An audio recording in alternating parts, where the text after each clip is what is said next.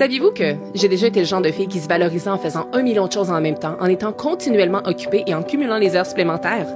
La vérité, c'est que, après m'être complètement épuisée, j'ai finalement compris que la vie n'était pas une liste de tâches à cocher.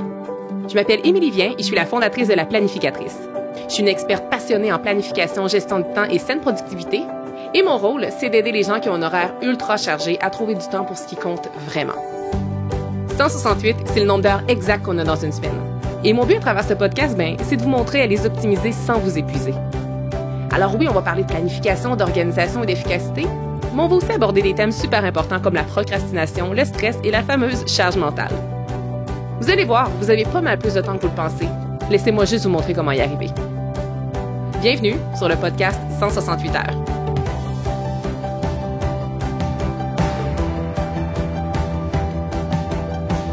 Merci d'être ici avec moi aujourd'hui pour ce 18e épisode. Alors aujourd'hui, qu'est-ce qui est génial, c'est que je vais vous parler d'un sujet que j'aime par-dessus tout, soit la planification et plus spécifiquement de l'utilisation de l'agenda. Donc avant de commencer, j'ai vraiment envie de vous faire une invitation qui est très spéciale. Pourquoi? Parce que c'est un événement privé et gratuit qui se déroule demain, soit le 1er août, et je vous invite finalement au grand dévoilement de l'agenda de la planificatrice. Donc, c'est donc demain soir que je dévoilerai au grand jour l'édition 2024 de ce produit tant attendu. Et pourquoi est-ce que je vous invite et surtout pourquoi vous devriez y assister? En fait, il y a plusieurs raisons, mais je vous en nomme 3. Tout d'abord, parce que vous aurez accès à ce qui sera littéralement une formation gratuite sur la planification et ça va d'ailleurs être un excellent complément à mon sujet du jour. Je vais aussi vous présenter l'agenda page par page et je vous expliquerai justement dans les moindres détails et avec un visuel comment j'utilise personnellement mon agenda. Donc, si jamais vous utilisez un autre agenda que le mien, sachez que vous êtes plus que la bienvenue parce que les achats sont pas obligatoires. Puis moi, ma mission avec cet événement-là, c'est d'abord et avant tout de rendre la planification accessible et agréable. Alors, on veut y assister pour la formation gratuite. Ensuite de ça, vous allez avoir aussi un accès à la boutique avant tout le monde parce que l'agenda va être ouvert à tous le 2 août seulement. Et cet accès privilégié-là, qu'est-ce que ça fait? Ça va vous donner la possibilité d'avoir accès à une grande exclusivité qui risque de s'écouler rapidement. Donc, je vais laisser planer le suspense. C'est pour ça que ceux qui vont être là le soir du grand dévoilement vont avoir priorité. Et ensuite, grande nouveauté, pour les personnes qui commanderont l'agenda en direct demain soir, vous allez pouvoir avoir votre nom d'imprimé sur la couverture de votre agenda. Donc ça, c'est pas rien. Et si vous l'écoutez en rediffusion, mais que vous n'achetez pas le soir même, ça ne fonctionne pas. Donc, pour des raisons de logistique, il faut vraiment commander le soir même, soit le 1er août, si vous voulez avoir accès à votre nom sur la couverture. Voilà. Pour vous inscrire, rendez-vous sur laplanificatrice.co/dévoilement 2024. Et bien entendu, le lien se trouve dans les notes du podcast. Donc, c'est finalement cette belle introduction-là qui m'amène à vous présenter aujourd'hui 5 points qu'on va couvrir ensemble, 5 points qui vont en fait vous aider à organiser votre agenda comme une pro. Première chose, utilisez un agenda qui vous ressemble. Souvent, on va se mettre à utiliser un agenda parce qu'on se le fait référer par quelqu'un. Parce que notre meilleur ami nous dit « Hey, moi, cet agenda-là, il a changé ma vie, essaie-le, ça va fonctionner. » Votre mère, elle vous a peut-être dit, votre cousine ou votre collègue « Hey, moi, grâce à cet agenda-là, et qu'il soit de papier ou électronique, là, peu importe, il y en a pour qui que ça fonctionne super bien, mais c'est pas parce que ça fonctionne pour votre meilleur ami, votre tante, votre mère, votre cousine ou votre collègue que ça va bien fonctionner pour vous. Donc, utilisez un agenda qui vous parle et qui vous ressemble. Puis, ça s'applique pour mon agenda aussi. Là, je veux dire, mon but, c'est pas de vous parler de ça juste pour plugger mon agenda parce que si quelqu'un vous réfère mon agenda, mais qu'il ne vous ressemble pas, prenez-en un autre parce que mon agenda, il est pas fait pour tout le monde non plus. Des petits conseils afin que vous trouviez un agenda qui vous ressemble et qui soit agréable à utiliser. Ça peut sembler niaiseux, là, mais utilisez donc un agenda que vous trouvez beau. Moi, je trouve que l'aspect esthétique est super important. Puis le but, c'est pas d'avoir l'air superficiel avec un agenda, mais c'est que c'est un outil que vous allez utiliser à tous les jours pendant 365 jours. Donc, je pense que c'est quand même très important d'avoir un outil qui est agréable et avec lequel on va avoir envie de travailler. Ça m'amène aussi à un autre petit point qui est la qualité de l'agenda. Essayez toujours de trouver un agenda qui est de qualité parce qu'encore une fois, vous allez voyager avec cet outil-là pendant 1 an. Ensuite, essayez aussi de miser peut-être sur un agenda qui n'a pas trop de superflu. Par superflu, ce que je veux dire, c'est que parfois, et là, ça va peut-être être un peu mon opinion personnelle qui va transparaître à travers mon commentaire, là, mais parfois, il y a des agendas où on retrouve 50 000 affaires sur la semaine, là. Il va y avoir une grosse citation, il va y avoir une place où on écrit la température, le nombre de verres d'eau qu'on a bu, qui va écrire notre humeur, qui va écrire notre cycle menstruel, qui va écrire un peu de tâches, un peu de rendez-vous, qui va écrire le souper qu'on a à soir, les cours, blablabla. En tout cas, vous me voyez un peu, là. Des fois, c'est comme s'il y a des agendas où on essaie de mettre trop de choses à la même place. Et malgré le fait que c'est chouette de pouvoir tracker ces choses-là, je suis pas en train de dire que c'est pas bien de tracker le nombre de verres d'eau ou bien de connaître notre humeur, là, vraiment pas, c'est hyper positif. Mais est-ce que c'est vraiment l'agenda qui est le bon outil pour ça? C'est parce qu'en fait, je sème le doute là ici pour la simple et bonne raison que s'il y a trop de choses sur votre agenda, c'est comme si vous allez perdre l'essentiel qui est la planification. Et moi, ce que j'aime d'un agenda, puis c'est une des raisons pour laquelle j'ai créé mon propre agenda imprimé, c'est parce que je ne trouvais rien de tel sur le marché. Mais si jamais vous connaissez mon agenda, vous savez qu'il est très, très épuré et il n'y a que l'essentiel sur la planification hebdomadaire. Il n'y a pas de superflu parce que lorsqu'on ouvre les pages, je veux que ce soit la planification qui ressorte et pas tout le reste, si vous me comprenez bien. Ensuite, toujours en lien avec un agenda qui vous ressemble, si vous êtes quelqu'un qui aimait travailler sur la réalisation de vos objectifs, qui aimait la croissance personnelle, à ce moment-là, ça serait intéressant de trouver un outil qui pourrait vous permettre de faire de l'introspection. Encore là, peut-être pas sur les pages des semaines, mais peut-être avec des bilans. Je sais que ça existe, là, il y a plusieurs, que ce soit en anglais ou en français, il y a plusieurs planificateurs où on retrouve des bilans et ça, je trouve ça vraiment chouette et c'est pas un hasard si j'ai inclus autant de bilans dans mon agenda.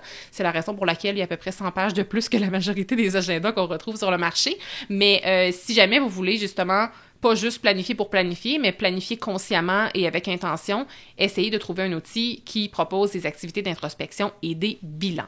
Et finalement, pour wrapper ce premier truc-là, qui est d'utiliser un agenda qui vous ressemble, justement, pour que ça vous ressemble, il faut que votre agenda soit aligné avec vos besoins, aligné avec votre réalité et aligné aussi avec votre personnalité. Deuxième truc pour organiser son agenda comme une pro, c'est de connaître ses objectifs. Puis là, peut-être que vous attendiez à ce que mon épisode d'aujourd'hui soit très dans le micro, là, comme écrivez votre tâche de cette façon-là, dans cette case-là, mais je vais rester un petit peu plus dans le macro parce que si les points que je vous dis aujourd'hui ne sont pas réglés, ça sert à rien d'aller dans le micro, d'accord? Donc, c'est pour ça que je vous parle d'objectifs et je ne vous parle pas de la manière dont on écrit une tâche. Pas que c'est pas pertinent, je pense juste que ça serait peut-être un épisode que je pourrais faire plus tard. Mais c'est d'abord très, très important que les 5 trucs que je vais vous partager aujourd'hui, qu'ils soient maîtrisés avant que vous tentiez d'aller davantage dans les détails. Alors, deuxième truc, c'est de connaître ses objectifs. Puis pourquoi c'est important de connaître ses objectifs pour organiser son agenda comme une pro? En fait, c'est parce que planifier pour planifier, là, c'est vrai que ça peut être plate, hein? Parce que des fois, il y a des gens qui venaient vers moi au début de la planificatrice en disant « Moi, la planification, je trouve ça plate, puis je trouve que c'est rigoureux. » Puis moi, j'étais toujours en train de me confondre en arguments pour dire que non, c'était le fun. Puis après ça, j'ai réalisé que moi, j'adore la planification parce que je planifie pour quelque chose qui me tente, je planifie des choses qui me plaisent. Je sais pourquoi je planifie, mais planifier pour planifier, c'est vrai que ça peut être plate à la longue. Donc, quand on connaît ses objectifs, c'est comme si on rend la planification plus agréable. Et pour planifier efficacement et consciemment, il est essentiel de connaître ses objectifs parce qu'autrement, vous allez toujours avoir l'impression de planifier du vent, littéralement. Puis en plus, le processus de planification sera vraiment, mais vraiment pas aussi plaisant. Petit conseil en lien avec les objectifs aussi, ne faites pas l'erreur de miser sur trop d'objectifs en même temps, parce que là, c'est ça, si vous travaillez sur 50 objectifs en même temps, là, la planification, même si vous avez des objectifs qui sont clairs, elle sera pas le fun du tout parce que tout va coincer. Alors, on essaie de miser, là, d'après des livres que j'ai lus, puis on trouve d'ailleurs ces informations-là dans ma formation « Réaliser ses objectifs efficacement », on devrait miser là, sur entre 8 et 12 entre 7 et 12 même, je crois, objectifs annuels par année maximum et un gros maximum de 2 à 3 à la fois. Alors, gardez ça en tête. Ensuite, le troisième truc pour organiser son agenda comme une pro, c'est de connaître ses priorités. Et c'est très, très lié avec le deuxième truc que je viens tout juste de vous partager. Parce qu'en fait, pour connaître ses priorités, il faut d'abord connaître ses objectifs. Alors, si jamais vous ne connaissez pas vos objectifs, retournez au point 2, travaillez là-dessus et ensuite, vous allez pouvoir travailler sur vos priorités. Et d'ailleurs, je reviens tranquillement au point 2, là, je viens d'avoir un petit flash. Si vous ne connaissez pas vos objectifs, si jamais vous m'écoutez et que vous voulez appliquer mes conseils dans votre cadre professionnel et que vous ne connaissez pas vos objectifs professionnels, ben première chose, vous pouvez vous asseoir, prendre du temps et y réfléchir. Mais si jamais c'est quand même pas clair, référez-vous à votre supérieur immédiat. Peut-être que cette personne-là va pouvoir vous éclairer dans la réalisation de vos objectifs. Et sachez aussi que des objectifs personnels peuvent aller nourrir la carrière et l'inverse est vrai aussi. Donc, je reviens à mon point 3, là, qui est de connaître ses priorités. Comme je vous disais, pour connaître ses priorités, il faut d'abord connaître ses objectifs. Et puis, ensuite de ça, ce que je vais vous dire, c'est que c'est en misant sur les priorités que vous parviendrez à atteindre vos objectifs. Puis en lien avec les priorités, je sais que c'est un très gros sujet, puis je n'irai pas dans le fin détail de la gestion des priorités, mais si ça vous intéresse, j'ai un webinaire gratuit sur le sujet. Donc, gestion efficace des priorités, je vais mettre le lien dans les show notes, mais c'est un webinaire qui est donné à l'année et c'est gratuit, donc je vous invite à vous rendre sur le podcast 168heures.com/webinaire ou bien de cliquer sur le lien dans les notes du podcast. Et justement, en lien avec la gestion des priorités, cessez de prétendre que tout ce que vous avez à faire est prioritaire. Pourquoi? Ben parce que c'est pas vrai. Puis là, peut-être que là, vous êtes choqués pendant que vous m'écoutez, vous dites peut-être, oui, mais tu connais pas ma réalité, Émilie, moi, c'est vrai que tout ce que j'ai à faire est prioritaire. Mais ce que j'ai envie de dire, là, c'est on se rappelle, c'est quoi ça veut dire une priorité? Ça veut dire qu'il y a quelque chose qui est plus important que les autres. Ce qui fait que si tout ce que vous avez dans votre assiette est prioritaire, ça veut dire que rien ne l'est vraiment, n'est-ce pas? Donc, mon conseil, c'est de miser sur 3 priorités maximum par semaine et de mettre votre focus là-dessus. Et comme je le ressens à chaque fois que j'en parle en conférence ou bien en webinaire ou quoi que ce soit, quand je dis aux gens de miser sur 3 priorités maximum, souvent, là, les gens ouvrent la bouche comme stupéfaits en se demandant « Mais c'est impossible, j'ai comme 25 priorités à faire cette semaine, comment vais-je pouvoir les réduire à 3? » Mais moi, mon conseil, et allez écouter mon webinaire si vous voulez un peu tout connaître le processus, là. Comme je l'ai dit aujourd'hui, ça sera peut-être pas un épisode juste là-dessus. Mon but, c'est juste que vous puissiez optimiser l'utilisation de votre agenda, mais c'est de miser sur 3 priorités maximum par semaine. Et mettez vraiment votre énergie et votre temps là-dessus. Puis, sachez que lorsque les priorités sont définies, et quand il n'y en a pas beaucoup, là, ça fait que ça demeure toujours possible de les réaliser, même quand on a plusieurs imprévus qui surviennent.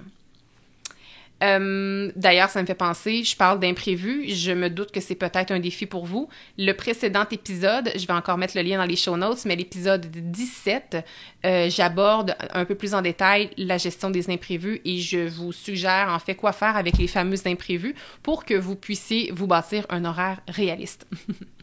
Ensuite, le 4e truc, c'est planifier sa semaine et ce, à chaque semaine.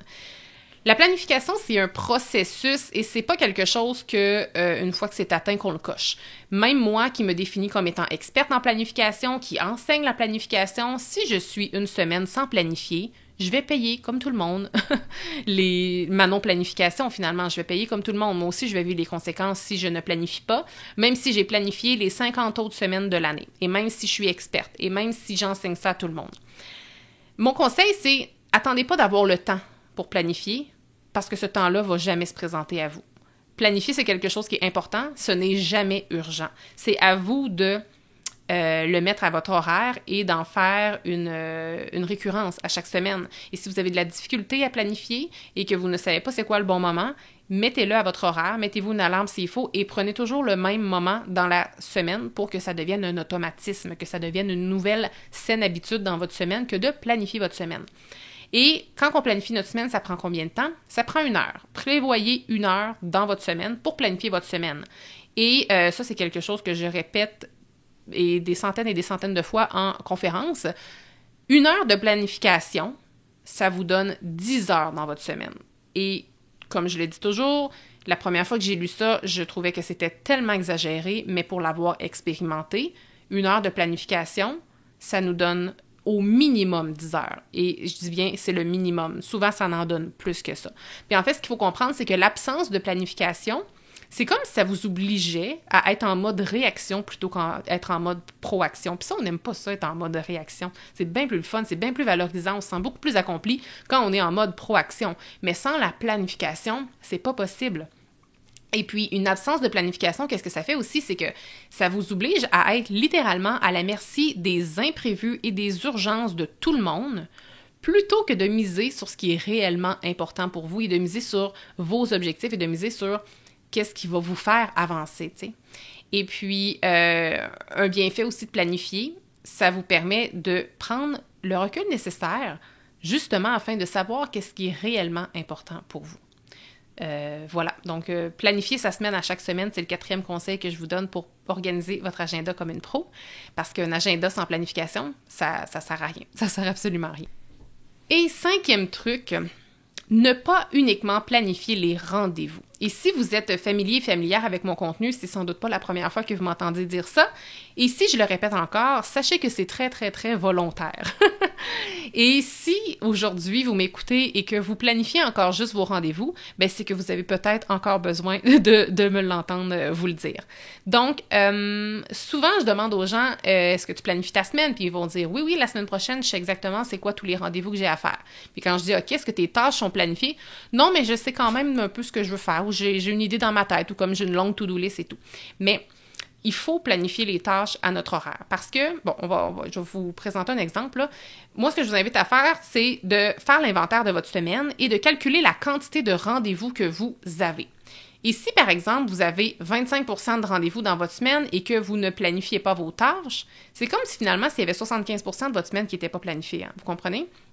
Donc, c'est super important de ne pas juste planifier les rendez-vous, mais d'également, et je dirais même et surtout, de planifier vos tâches à votre horaire. Et retenez que si ce n'est pas à votre horaire, ça n'existe pas. Et planifier quelque chose à votre horaire, sachez que c'est la première action qui vous rapproche de la réalisation de ce projet-là ou de cette tâche-là. Donc, c'est quand même pas rien. Je vous résume donc en conclusion ici les 5 trucs que je vous ai partagés aujourd'hui pour organiser votre agenda comme une pro. Donc, utilisez un agenda qui vous ressemble, connaître ses objectifs, connaître ses priorités, planifier sa semaine à chaque semaine et ne pas uniquement planifier les rendez-vous. Et j'ai envie, juste avant de vous quitter, si ce n'est pas déjà fait, de vous inviter à nouveau à vous inscrire au grand dévoilement de l'agenda 2024 de la planificatrice pour l'événement du 1er août. Donc, c'est demain soir. Le lien est dans les show notes. Sinon, vous vous rendez sur laplanificatrice.co, donc .co, /dévoilement 2024. On va avoir beaucoup de plaisir, des surprises, des bonus. Et si vous êtes là demain et que vous commandez l'agenda, je vous rappelle que c'est vraiment pas une obligation. Vous allez avoir accès à non seulement une formation complète et gratuite sur la planification, mais vous allez également pouvoir avoir votre nom décrit sur votre agenda 2024. Alors sur ce, je vous dis à demain pour ceux et celles qui vont être avec moi. J'espère vraiment vous y trouver en grand nombre et je vous dis à très bientôt! Merci d'avoir été là. Si cet épisode vous a plu, est-ce que je peux vous demander un petit service? Allez évaluer le podcast 168 heures en lui donnant un 5 étoiles et abonnez-vous pour ne rien manquer. C'est honnêtement la meilleure façon de le faire découvrir aux autres, puis en même temps, ça me témoigne que vous l'aimez. J'ai déjà hâte qu'on se retrouve et d'ici là, assurez-vous de profiter pleinement des 168 heures de votre semaine. À bientôt!